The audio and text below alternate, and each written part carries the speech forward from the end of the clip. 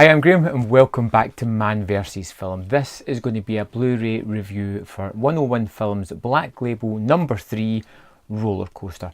I had never heard of this movie before. I didn't look into anything about it. I just got the disc, threw it on and wasn't sure what I was going to get. And the movie revolves around Harry Calder, which is played by George Segal. He's the hero of the piece. He is a kind of safety inspector, and it turns out that there is this terrorist person who is planting bombs on roller coasters and blackmailing the extremely rich park owners for money not to detonate these things. Simple plot and executed exceptionally well here. I loved so many things about this movie. It's one of those ones that you just stumble across and you instantly have a connection with, and I thought it was great.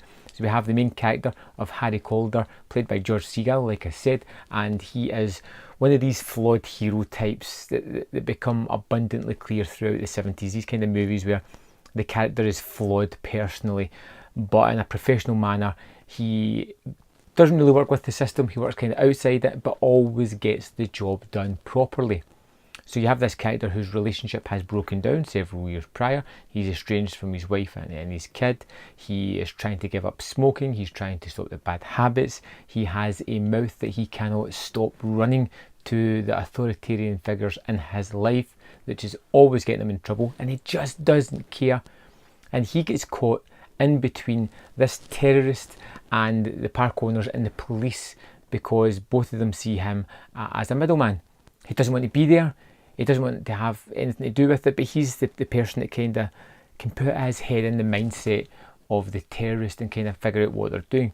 There is lots of fantastic scenes in this. The opening scene where they do have a derailment is really well shot, but it's obvious that some of it's mannequins, some of it is actual real people. It doesn't look particularly realistic, but with the bodies and that, but it is rather interesting straight away, because this was kind of lumped in with the disaster movies of the 70s. It's not really, it's more a suspenseful thriller, and this opening scene, so it gives you what most disaster movies kind of build up towards. No, usually you wait all the way through the movie to the disaster at the end. This gives you a disaster at the beginning, building up the stakes, building up how the terrorist is willing to do what he has to get the money at the end of it, what he is willing to go for, and it just sets up the movie nicely. You get all these really fun point of view shots of roller coasters going ups and downs and loop-the-loops and roundabouts and doing all kind of fantastic things, and they look tremendous. But there's an added tension because you have this ticking time bomb literally on this roller coaster that adds so much to it. There is this prolonged sequence where they're going to hand over money. The person is blackmailing them, and he is in this amusement park. The police are in the amusement park, Harry's in the amusement park, and both the police and the terrorist are in contact with Harry, and they're making him do various things, jumping through various loops before he dumps the money. And it's such a long sequence, but it's so interesting, it's so fun. It's just one of these ones that could have been on for a lot longer, and I would still have been so happy watching it because it was just tremendous. The movie was so entertaining, was so fun, that I immediately watched it the next day again, just because I loved it. Special mention to the score, which was absolutely fantastic.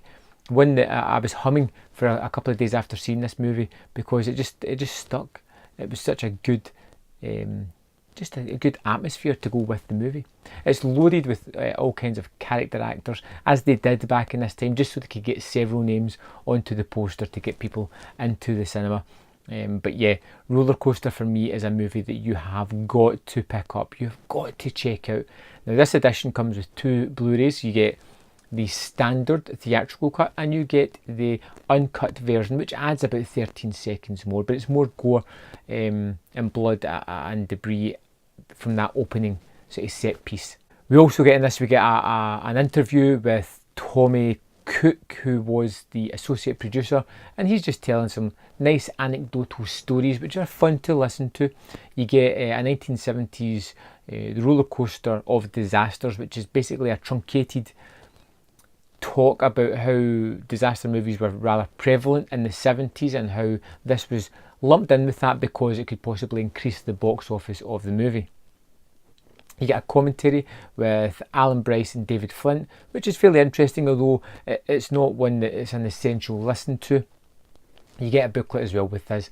This is the third release from the 101 Films Black Label, and it's a label that I'm very interested in. You know, we've had the Grifters, we've had Existenz, and now we have Rollercoaster, and these are three very different movies from definitive timelines. You know, you've got 89, 99, I think it is, and 1977. I'm really curious as to what they're going to bring out next, but I'll probably pick it up after checking out Rollercoaster and loving it. I'd be a fool not to. I'd love to know your thoughts on this movie, if you've seen it, what you thought about it, what you liked, what you didn't like. Are you going to pick this up? I'd love to know.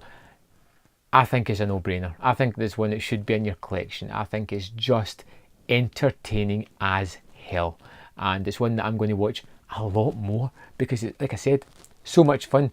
You just get drawn into this really tense, really suspenseful, exciting thriller suspense movie. Awesome. Well worth picking up. Yeah, there we have it. Rollercoaster. Please pick it up. It's well worth being in your collection. Thanks for watching. I'll see you next time on Man vs. Film.